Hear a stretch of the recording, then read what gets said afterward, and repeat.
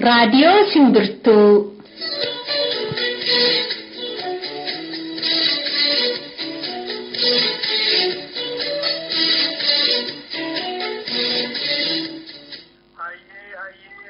Waaqa gurraacha, waaqa bokkuu sibiilaa, waaqa shanangataa, waaqa sagaltaman galmaa, waaqa sargan booranaa, waaqa ciicoo gurraattii, waaqa siiqqaayyoo, barri nagaa ta'u, bariin nagaa ta'u, galgalli nagaa ta'u, ganamni nagaa ta'u, handuula mirgaan haa galu. Kamisa gaafa caamsaa 17 bara 2018 dhaggeeffattoota keenya guyyaa kamisaa immoo kan dhiyaatu qophii simbirtuuti.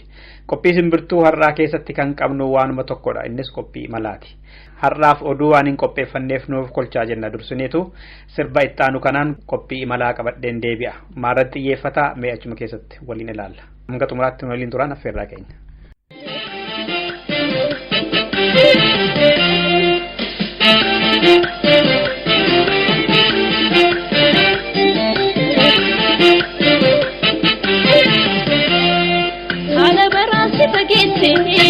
Naaf ergimee bakka geesse sanyiiko yaaduma keenya iraarse seenaatti wal jaallannuufo gargar fagaanneen jiraannu homoofo haalalarraa wali yaadnu soorris waan hin gammachiisu hirkaddus yaanneen hin ciisu quuqamni kees waan anniisu goona hunnee koo waraanse jaalala keenya takaaltee boonaafo maaliif na dhiifte godaanse yeroo sitti baatu kan koo hiriyoonii dhibbatu shee argina diidee garaanii meekuttuu bu'aarsi qalbii sirratee abdiisuma eeddee aduun itti batee.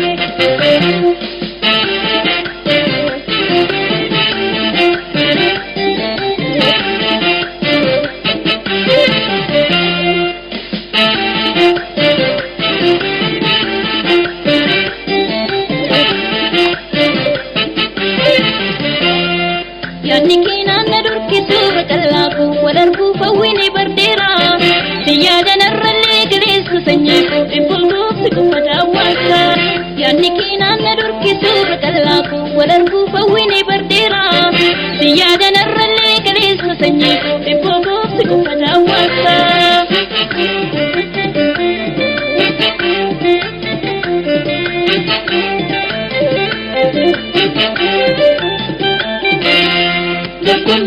Oromoo habuna sanukaan birree kamna waliif himana kamaalumtuun jijjiirree walirsayyoo baasina bakka buqqaa gootataa jennaanan dhaayisana homaa dhabee furmaata achii dhimnaan itti biyya abdiisaa agaatti dhufuusan siin arganne miidharraa maatalanne mukti abdiin kutanii guyyaa qabaa uumanii hayyuu qabaaf fagaatee dhufan guyyaa mudatee insaana laaf dhibamee rawwan qabuu yaalamee kanaaf kubsaa qabaaddu guyyaa sanaa eeggaddu idawwan nuufuu bakkee isargachuun falakkee kanaaf mitas gabaa'ee idoo boriif qabsaa'ee.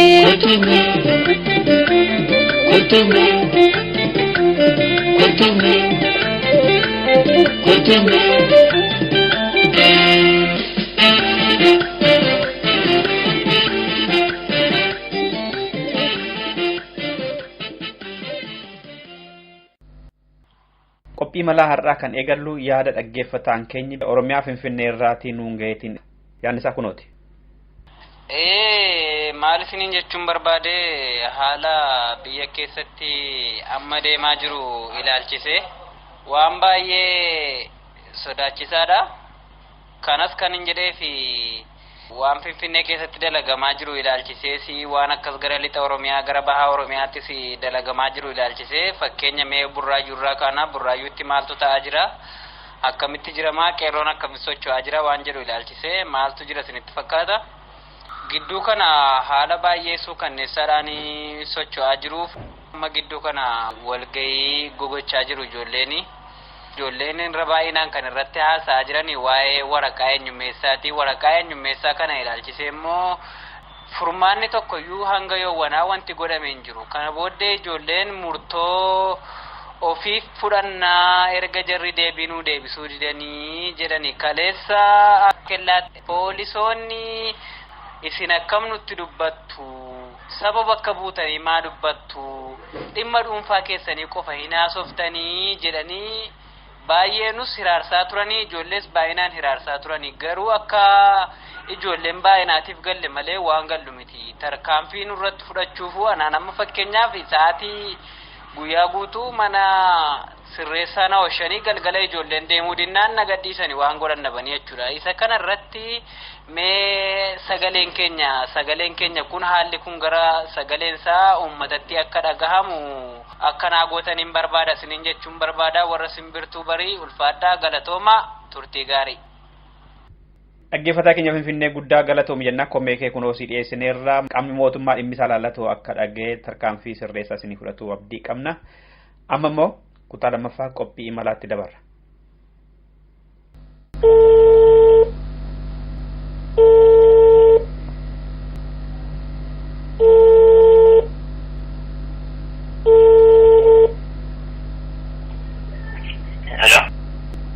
Ini badhaadha kam ooltan? Nagaa Andassuu Duulaa naan jedhanii raadiyoo simbirtuurraa bilbilaa. Simbirtuu bareeda. Baay'ee. Oromoo kaaba Oromiyaa keessa jiru wallooni lolarra jiraa jedhan yoo dhugaadha ta'e eenyu wajji lolarra jira Oromoon? Oromoon naannoo kaaba Walloo jiraatu amma miti yeroo dheeraadhaaf jaratti amma warra ollaa keenya Abbaa jedhamuun walitti bu'iinsa jira. Kun immoo amma dhageessan ta'a malee bara dheeraadhaaf walitti bu'aa jirra. Walitti bu'iinsa kana immoo sirnuma amma jiraa jiru kanatti dhale malee nuti duraan mata waliin jiraachaa turedha. Kanaafuu rakkoon isaadha dhimma siyaasaa, dhimma lafaati, dhimma daangaa babal'ifannaati jechuudha. Dhuftee ganda uummata keenya irratti ganda guddeetaa inumaayyuu ifaan ifatti walga'ii irratti jechuudha. Nuti Walloo Oromoo as qubatee jiru hin beeknu biyya Oromoodha. Shawaa fi Wallaggaadha. Nuti kan waldaan geessinu Amaaraan naannoo Amaaraati malee nuti fi Amaara jidduu Oromoo qubatee jiru hin beeknu lafa kan jirarra kan jiranii bashiteeti ifaan ifatti. Kun maal agarsiisaa dhimmichi dhimma siyaasaati malee dhimma qotee bulaa fi horsiisee bulaa walitti bu'iinsa jedduu isaaniitti akka ammaarraa jiraachaa ture miti jechuudha. Naannoo kam jiraattu isin naannoo kamittidha lolli kun kan ta'aa jiru? Dhiyeenya kana xiqqoo tutturee baatii lamaan dura yookaan baatiin dura naannoo warra waayii jedhamuun naannoo fal'aana fa'aa dubbee asiin shimbirroo allaatoo qalloo yookaan immoo gandoota kanaan kan waliin bu'aa turanii amma immoo Afrikaa garfa bakka jedhamutti tarkaanfatanii naannoo Sokortii jedhamutti biyyoo kana jechuun sorbeensa keessa walitti bu'anii waliin bu'iinsa sana irratti raayyaa turiyyaadha. Sidhaa gara naannoo Afariitiin hanga meeshaa arbidii jedhamutti hidhatanii dhufanii jechuudha. Konkolaataadhaan yennaa kan dirmatan bulchiisuma naannoo Afariitti uummata kana warra yennaa dirmatu ta'ee dhufeefaa konkolaataan buuseefaa deemaa jechuudha. Meeshaa xixiqqaarraa hanga arbidiitti qaban jechuudha. Humna leenjii sirnaan hidhatee uummata irratti bobbisee uummata keenya hiraarsaa jiru fixaa jirudha jechuudha. Jarri kun gara tikfatee buluun miti. Mootummaan sirnaan ni beekaa jechuudha. Amma raayyaa sirriidhaa naannoo burqaa jedhu buufatee jiru. Yeroo hedduu dhufeefaa jedduu bu'aa amma dhiyoo kanallee gaafa naannoo Sokortii natti walitti bu'an dhufee jedduu makiinaa Isuuziidhaan makiinaa isaanii dhiisanii Isuuziin bu'aniitti jedduu san amma keessa gadi dhaabanii dhufanii ijoollee keenya irra hamma waan ijoolleen warri meeshaa qabdu jalaan miliqxeetti warra harka qullaa isaan eegee isaan kan fudhanii deemanii guyyaa lama yookiin isin abaa'oodha. Uummata tikfatee buluu fi qotee buluu miti abaa'oodha jedhanii waan akkasii nu doorsanii guyyaa lama isheen qotisanii jedhan. Kan akkasiniin jedhu waraana federaalaa moo warra Affaar tokko isiniin jedha? Raayyaa ittisa biyyaati. Isin abaa'oodha jedhanii nama 8 fuudhanii deemanii mooraa isaanii guyyaa lama bulchanii gadhiisanii. Warri qabaman kun abaa'oodha moo jiraattotuma warra ofirraa ittisan jarri hidhaman? Jiraattota keessaafuu tokko inni amma ta'ee duraan jiran tokko hidhataa gandaati. Ahmad Yaasinoo inni jedhamu immoo bulchaa ganda sanii jechuudha. Bulchaa ardaa tokkooti. Bulchaa gandaa kan mootummaan hidhachiisee jirutu abaa'oo ta'e jechuudha. Isaanuma gaasanumaan jiran dhimmichi waan siyaasaa kan nama ibsisu kanuma jechuudha. Bulchaadhuma aradaatii fi hidhataa gandaa ofumaan hidhachiisanii leegisanii kaayanii uummata beesaa jiru qabaniiti isin abaaboodha jedhanii jechuudha. Kun maal agarsiisaa dhimmichi dhimma siyaasaa ta'uusaadha agarsiisaa jechuudha. Aangoo fi hidhatee wajjin isaan wajjin dalagaa jiru qabanii hidhatee abaaboodha jechuun maal jechuudha. Jarri kun akka dhufanii qotee bulaa oomishaa irratti ajjeesaa jiran argaa jiran jechuudha. Ganda kan gubachaa jiru bara kana keessa ganda 3 bira gubanii jechuudha. Ganda shimbiroo jedhan gubanii ganda qabaa jedhan gubanii ganda ilaalcha antaa jedhan gubanii jechuudha. Ganda kun jechuudha orgurra ol darbanii jechuudha. Bakka qotee bulaa kan qotatura ol darbanii ganda kan gubaa jiran jechuudha. Kana argaa jiran jechuudha. Yeroo adda addaa isaan irraan darbanii nuti fi isaan gidduu qophaa'anii isaan irraa raayyaa xiyyaan irraan darbanii jechuudha. Uummata keenya ajjeesaa jiran hiraarsaa jiran. Yoomirraa kaaseetu manni amma haaraan kun ganda kana gubaa jiran gaafa kamirraa kaaseetu baatii caamsaa kana. Jechuun baatii lameen kana keessatti amma inni dhihoo amma torbe darbe kana keessa jechuudha. Gandishiin amma wanti jedhan qallaa jedhan miti ilaalcha qabsaa kan guban dhihoo torbe darbe kana keessa. Qabeenyarra miidhaan ga'ee beekama gandoota amma kaaftan manni gubateedhaan kanarra lubbuu namaarras haa ta'u qabeenyarra. Lubbuu namaarra hanga araba kana keessa namoota maqaa isaanii illee amma kan qabu warra dhihoo qaban kana waleedha. Asiisa irratti qabatee ture san gandumatti dhiisee amma dhimma tokko jedhee baadiyyaa bu'aatiin jira. San maqaa isaanii siibsuu hin danda'u. Namoota hanga afurii nuumee kan nurraa dhume. Ganda immoo ganda 3 gubanii ganda dhihoo isaan darbee darban keessatti ganda mana 5 gubanii kan dhihoo kan jedhan kana ganda guutuu guban jechuudha. Akkuma arganitti gubaa deemu moo darbaniitu namoota isaan tun qindeessa jedhan gubu jarroo.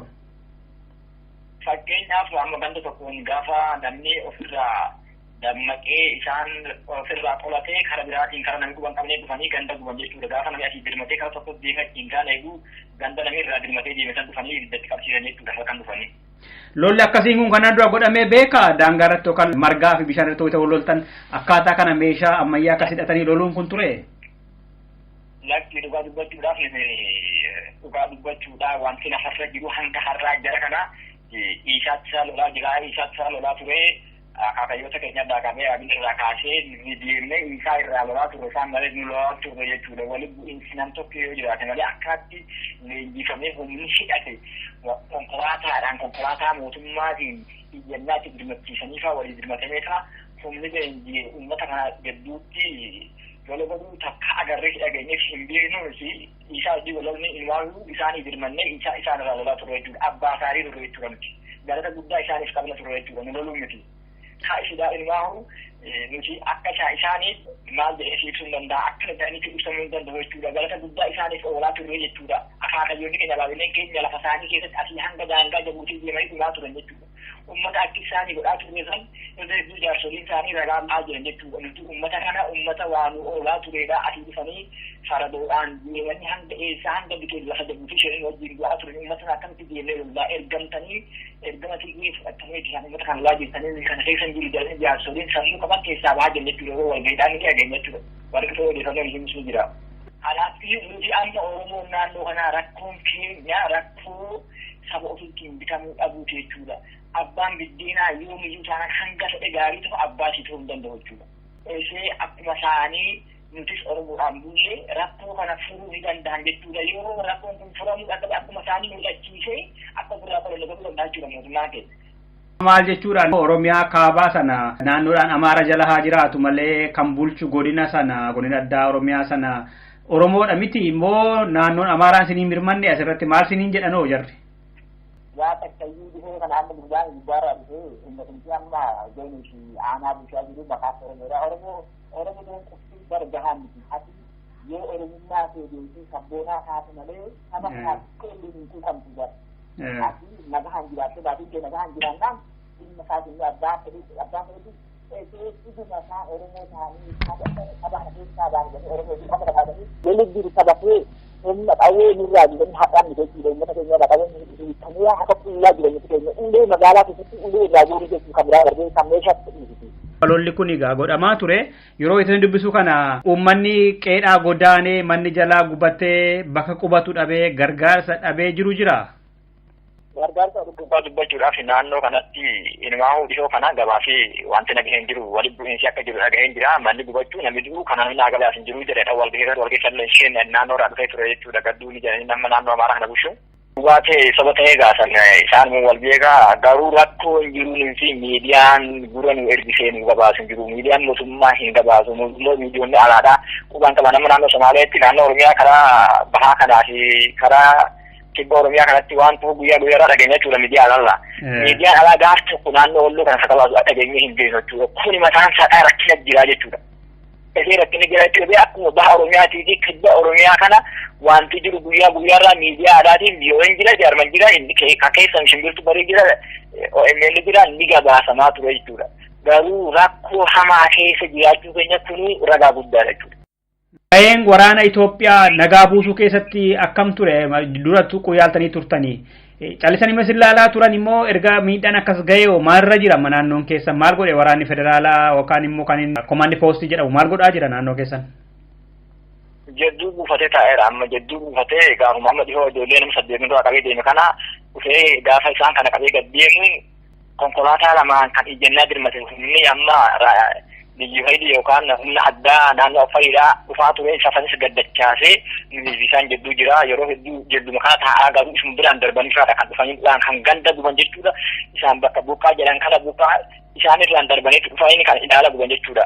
Ganda ilaala jedhan kana kan guban kalloo kan jedhan gaafa ganda kannaa jedhan kan bawwan isaan biraan darbanii jechuudha. Kuni mataan haadhaa rakkoo qabaa gaafa nuti qal'aan gubatee deemnee ganda takkanii gubnee gandaa fi takka deemne alaabaa qabatanii achi keessaa bahan jechuudha ganda san keessaa. Dhuggaa dhufanii isin ajjeesan isin weeraranii gaaffii maal gaafatu? Warra Affaarii kun? Warra fadhiidhamaa lafa keenyaa jedhan lafa keenyaa nuti Oromoo Shawaa fi Wallagga ta'e Oromoo jidduu kanatti lafa isaa lafa Oromoo hin beeknu jedhanii isaan ifatti. Lafa sana bara Dargii bara Hayilee Sillaasees haa ta'u maal isaantu bulchaa ture isaan turre qubatee dur? Wallahi dhugaa waaqayyo dubbachuudhaaf lafti amma isaan irra qubatanii jiran kun lafa Oromoon duraan qotachaa turedha ganda Oromoo kan turedha ammallee Oromoo lafi Oromoo midhaan itti naqachaa ture kan irra jiru jechuudha asii bakka isaan qubatanii akkana guyyaa 3 deemtee keessaan hin baasu jechuudha bakka boolli Oromoo jiru. Dabalataan barbaadan jechuudha. Isaan ilmaa jiru daangaan keenya karaa daseefaadha. Ni jedhu afaan ni dhiyoo kana walgahii warri federaalaadhaa isaan waamee Oromoo irra nama 250 isaan irra nama 250 nama 500 walii qabee turan naannoo kana jaarsolii warra lafa beekamu maal jedhanii. Kana faluuf moo?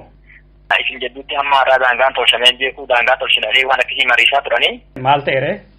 Isaan keessaa namni dhugaa beeksisni ni jira warri kana dura jaarsi tokko amma karaa bara 30 kan ta'uu nuti dhugaa dubbachuudhaaf an waggaa 3 dhaabbadhee tosii bahee rasaasaan orguu Oromoo keessatti dhahamee inni hojjechaa jiru kun sirriin miti baagii jiraadhee an jaallan kiyya hedduu na jala dhume rabbi na jiraachisee jiraadhee immoo dhugaa ragaa bahuudhaaf tasallee hin dubbadhu amma orguu isaanii keessa dhufneeti lafa qonnaa isaanii keessatti kan isaan ajjeesaa jiru kun yoo miyyuu eessaaru mungohuu kun erga nama biraati kanaafiyyuu yoo isaan tole jedhanii waliin jiraanna jedhan malee lafni keenya asin miti Hawaash karaa Hawaash amma Hawaash arbaa deemu ol lafa Affaariidhaa as jira jedhamee dubbatamuu hin danda'u. Manguddoo Affaarii kan akkas jedhan?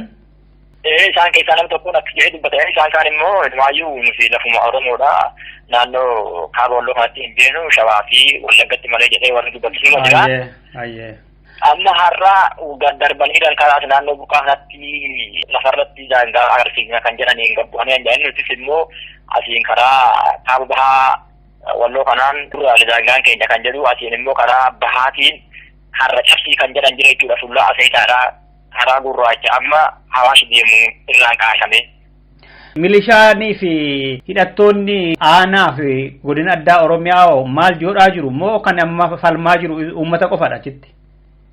Isaan bara fakkeenyaaf hidhataan humna addaas tahee warri amma milishaadha jedhamee ganda keessatti hidhatee jiru irra hedduun isaanii ijoollee magaalaa kanaa warra baadiyyaadhaa iyyannaallee kan dirmanne jedhanii gaaf duraan magaalaa baateedha aanaa kana jechuudha aanaa baateedha bushaa ture gurbaan Abdee jedhamu gaafa inni jiru asii hanga daangaa Shawaadhaa iyyannaa akka namni walitti dirmatee ofirraa ishii qolatu godhaa ture isa sababa adda addaa irra guuranii sarara buusanii nama biraarra kaadhanii bulchiinsi amma jiru immoo iyyannuma kabiraatti ishii dhiyaatu warri gabaa takka waliin oolu waayyuu fi garsillee akka walitti hin dirmannee dhorkaa jira jechuudha. Waraanni federaalaa isin rukuchiisuu keessatti gahee qaba jettanii yaaddu isin? Isaan ifattire. Maal feetu amma maal barbaaddan gaaffiin keessa maayini? Nuti amma gaafiin keenya inni guddaan nuti Oromoodha nuti sablammii miti nuti akka uummata Oromootti Oromoodhaan buluu qabna nuti Oromiyaa jala buluu qabna mootummaan dhaadhiyoo Oromoo fi dhaabbata jedhamee dhimma Oromoo dhimma uummata sabasaa akka ta'e fudhatee seeratti hayyama waan ta'eef seerri hin dhorku waan ta'eef nuti Oromiyaa keessatti uummati keenya hanga fedhee hafuura gaarii baafatee jira amma silaa miidiyaa irraa yeroodhaan ni agartanii akka keenya kana ukkaamamee hin jiru keenya nama lama ta'ee gabbee waa dubbachuu hin danda'u barnu kan hidhatee jiru humni hidhatee jiru humna poolisiis ta'ee kan hidhataa gandaa uummata afaan biraa dubbatudha jechuudha uummata kana biratti gabbee waa dubbadhu jechuudha rakkaataadha jechuudha saba keenya miti siifina doodam siifinnoo jiran kan isaan malee Oromiyaa keessattuu kan Oromoo ta'ee Oromoo irraa kallattii Oromoo dhukaasee geessutu jechuudha. Amma rabbi subhanahu haa ta'u ijoolleen amma as baasee qabsoo ijoolleetiin hooggantoonni dhalatan kun jijjiirama gaarii fidanii jechaa jira. Kanarra immoo waan gaarii irraa eegaa jira. San ta'ee nuti garuu ammallee carraasan hin qabnu jechuudha. Isin biraan geenye? Nu bira gahuu dhiiseetii qilleensarraan hin jiru lafarraan hin jiru qilleensarraan hin jiru jechuudha.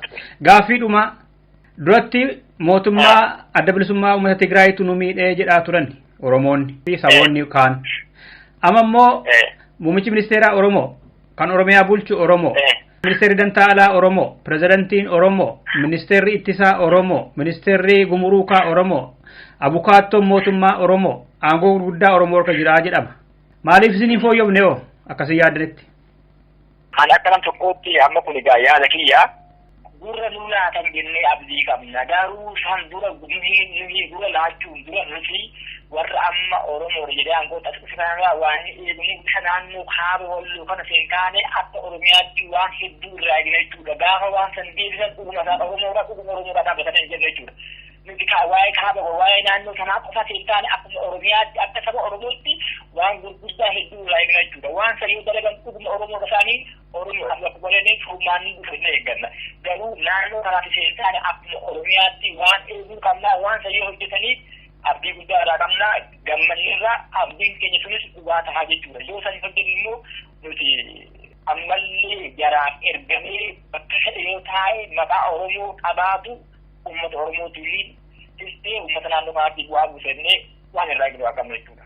Tole dhaggeeffataa keenya Oromiyaa kaabaa baateerraa haala amma Oromiyaa kaabaa yookaan walloo fi uummata Affaar jidduutti deemaa jiru laalchisee achirraa yaadannoo kennitan guddaa galatoomaa qophii imalaa irratti keessummaa ta'uu keessanii fi ulfaadhaa fayyaa ta'a galatoomaa maqaa dhaggeeffatoo keenyaan. Hayyee fayyaa taasisanis gura nu guddifattanii Oromoonni naannoo kana jiran miidhamaa jiran jettanii nu gaafachuu keessaniif maqaa kiyyaa fi maqaa uummata kaaba walloo jiraatuun galata guddaa qabdanii isinii jedha.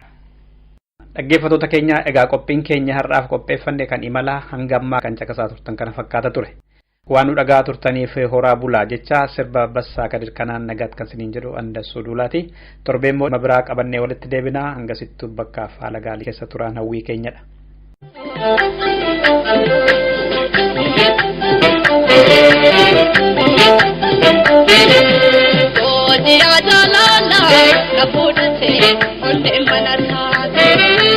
Sabonada kurba sabumula kawarra walloni arka kenne kota jalala oji ajalala napudse onne malana sabonada kurba sabumula kawarra walloni arka kenne kota jalala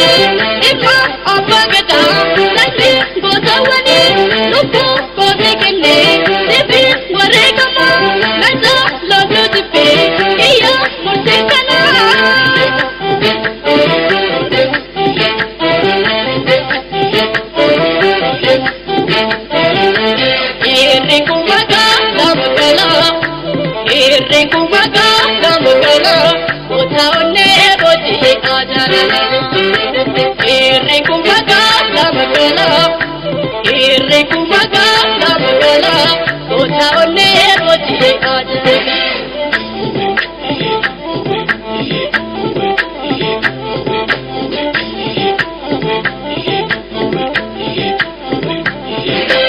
Boji ajalala napudate onde manasate Sapona da gurba sapumula kawara wallobi arke kele kota jalala Boji ajalala napudate onde manasate Sapona da gurba sapumula kawara wallobi arke kele kota jalala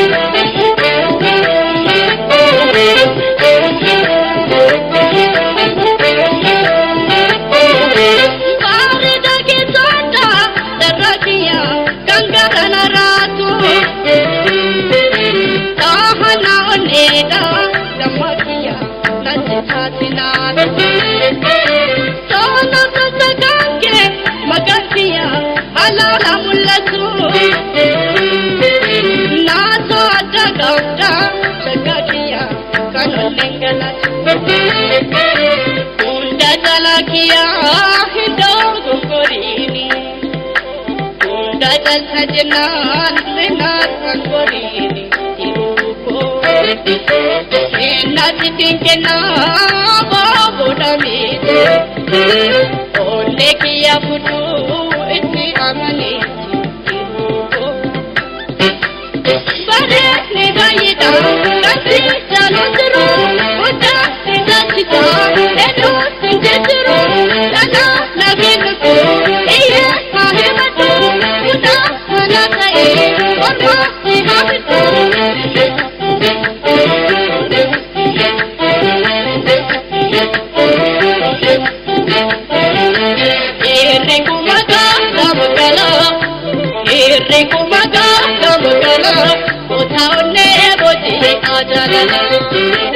Irre kumaga labagala Irre kumaga labagala Otaone boji aja